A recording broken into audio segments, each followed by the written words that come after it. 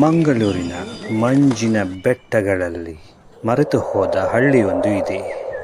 ಮರಗಳ ಮೂಲಕ ಪ್ರಾಚೀನ ಕಥೆಗಳ ಪಿಸುಗುಟ್ಟುವ ಮತ್ತು ಪ್ರತಿಯೊಂದು ನೆರಳು ಒಂದು ರಹಸ್ಯವನ್ನು ಮರೆಮಾಡುವ ಬಾವಿ. ಇದು ವಿಸ್ತಾರವಾದ ಆಲದ ಮರದ ಕೆಳಗೆ ಒಣಗಿದ ಮತ್ತು ಮೌನವಾಗಿರುವ ಹಳೆಯ ಬಾವಿ ಇರುವ ಸ್ಥಳ.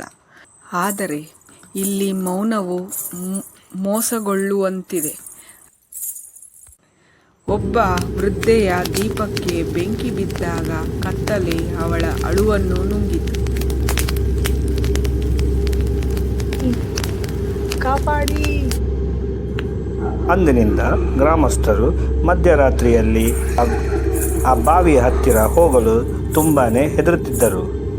ಮಂಜು ಆವರಿಸಿ ಮತ್ತೆ ಕಾಲ್ಗೆಜ್ಜೆಗಳು ಸದ್ದು ಮಾಡುತ್ತಿದ್ದಂತೆ ಜೀವಂತರು ಮತ್ತು ಆಶಾಂತರ ನಡುವಿನ ಮುಸುಕು ತೆಳುವಾಗುತ್ತದೆ. ಬಾವಿಯ ಪಿಸುಮಾತುಗಳನ್ನು ಕೇಳಲು ನಿಮಗೆ ಧೈರ್ಯವಿದೆಯೇ?